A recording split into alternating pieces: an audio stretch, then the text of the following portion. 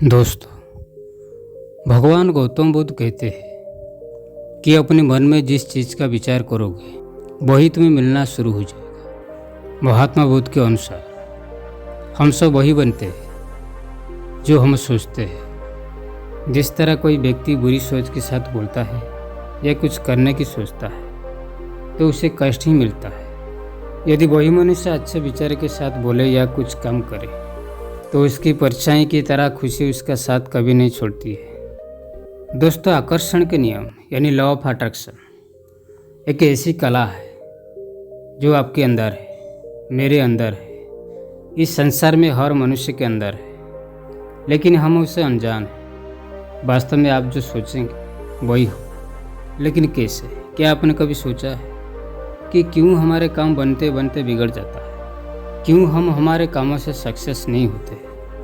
क्यों हम हमेशा दुखी रहते हैं? आइए उसे ठीक से समझते हैं एक छोटी सी बौद्ध कहानी के माध्यम से। दोस्तों, एक बार एक युवक एक गुरु के पास गया और गुरु को प्रणाम करते हुए बोला, गुरुदेव, मैं बहुत दुखी हूँ, परेशान हूँ, कृपया करके मेरे दुखों का निवारण का कोई उपाय बताइए। उस युवक की बात सुनकर गुरु मुस्कुराए और बोले, इस दुनिया में सभी लोग एक से बढ़कर एक दुखी है, तुम कितने बड़े दुखी? वो युवक ने कहा, गुरुदेव, मैं सबसे ज़्यादा दुखी हूँ। फिर गुरु ने कहा, मुझसे क्या चाहिए? उस युवक ने कहा, गुरुदेव, मुझसे एक ऐसा मंत्र दीजिए जिसे पढ़ते ही मेरी सारी दुख और परेशानी दूर हो जाएगी। गुरु ने कहा, बेटा, मंत्र ऐसे नहीं मिलते हैं, उसके लिए कुछ करना पड़ता है। अगर मैं तुमसे कुछ करने के लिए कहूँ, क्या तुम करोगे? और जैसा मैं कहूँगा वैसे ही तुम करना पड़ेगा। उस युवक ने कहा, गुरुदेव, आप मुझे आदेश दीजिए, आप जैसा कहेंगे मैं बिल्कुल वैसा ही करूँगा। आप जो भी पूजा पाठ, यज्ञ, हवन, नियम जो भी बताएंगे मैं सब कुछ करूँगा। गुरु ने कहा, ये सब तो बहुत आसान चीज़ है, मंत्र पाने के लिए बड़ी कठिन मेहनत करनी पड़ती है, क्या तुम कर पाओगे? उस युवक ने कहा, गुरुदेव, क्या मुझको अंगारों पर चलना होगा? गुरु ने कहा, नहीं नहीं, इतनी आसान काम नहीं है। ये सुनते ही उस युवक की हालात खराब हो गई। वो सोचने लगा, ना जाने गुरुदेव मुझसे क्या करवाना चाहते हैं। हर चीज़ को गुरु को आसान लग रहा है तो क्या करना होगा? वो कठिन काम क्या होगा? उस युवक ने कहा, गुरुदेव, कृपया करके आप मुझे बता दीजिए कि मुझे करना क्या है। उस युवक ने कहा, गुरुदेव, मैं सब कुछ करूँगा जो आप कुछ बोलेंगे। गुरुदेव बोले, जैसे तुम अपने घर से यहाँ तक आए हो वैसे ही तुम अपने घर को चले जाना और मन में ये कहते हुए जाना कि मैं बहुत सुखी व्यक्ति हूँ, मैं बहुत सुखी हूँ। यह सुनते ही उस युवक बहुत खुश हो गया और बोला, बस गुरुदेव, इतना सा ही बोलना है, इसे तो मैं यूँ ही कर लूँगा। गुरु ने कहा, ठहरो, पहले पूरी बात को सुनो। जब तुम ये बात दोहराओगे तो तुम्हारे मन में बंदर की बात नहीं आनी चाहिए।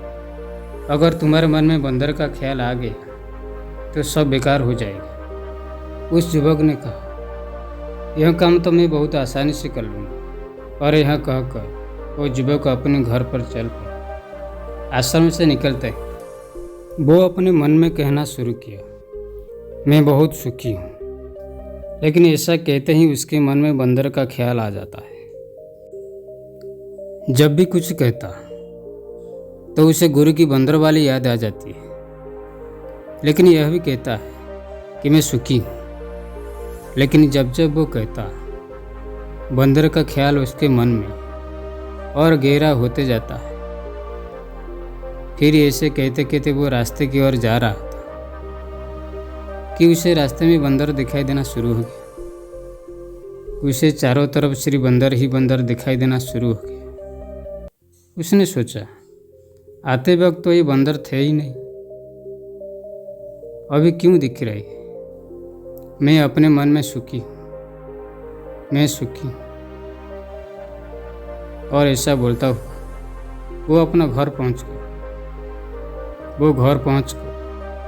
वो अपनी पत्नी से बोला कि बंदरिया, मैं बहुत भूखा हूं। बंदर पर मुंह से बंदर शब्द निकलते हैं, उसका मुंह खुला का खुला रह गया। उसकी सारी मेहनत पानी फेर गया।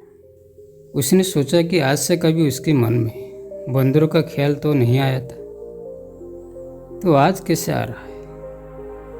और उसे हर जगह बंदर ही बंदर दिखाई दे रहा है। वो सब कुछ छोड़कर भागते ही गुरु के आश्रम पर जा पहुंचा। आश्रम में पहुंचकर वह गुरु के चरणों पर गिर पड़ा और बोला, गुरुदेव, ये क्या हो गया? मुझे कुछ समझ में नहीं आ रहा है। मुझे तो हर जगह सिर्फ बंदर ही बंदर दिखाई दे रहा है। ऐसा क्यों गुरुदेव?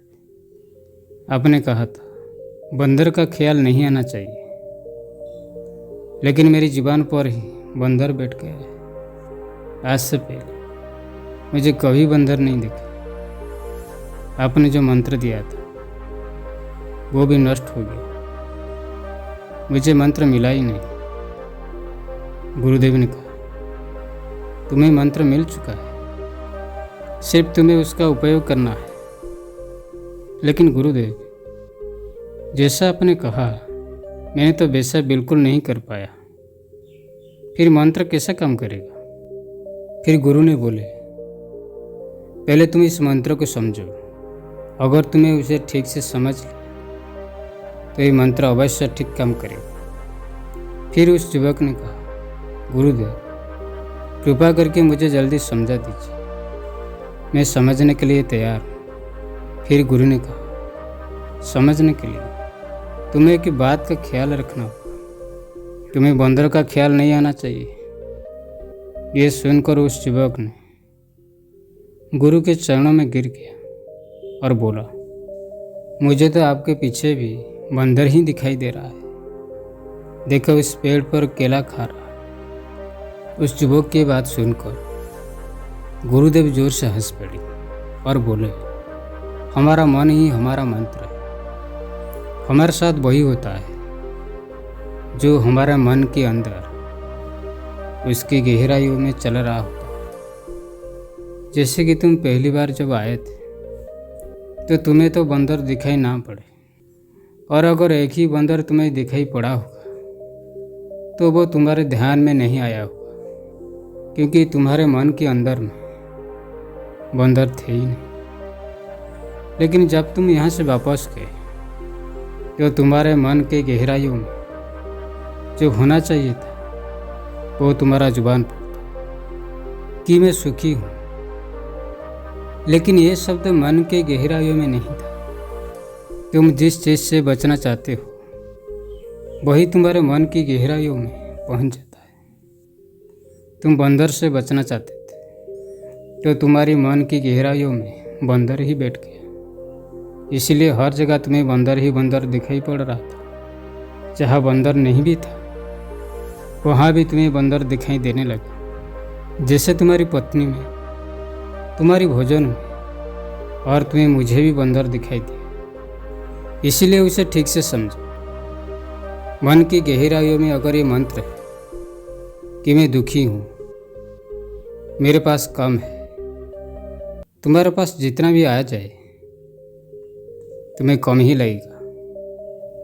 अगर किसी की मन की गहराइयों में ये बात है कि मैं सुखी हूँ, मेरे पास बहुत है, तो उसके पास जितना भी है उसे हमेशा अधिक ही लगेगा। फिर चाहे उसके पास चीज़ें कम क्यों ना हो, और अगर उसके पास दुख भी होगी तो उसमें सुख निर्मित कर ही लेगा। जो भीतर से दुखी रहता है उसके पास 36 प्रकार व्यंजन रहते हुए भी वो दुखी ही रहेगा।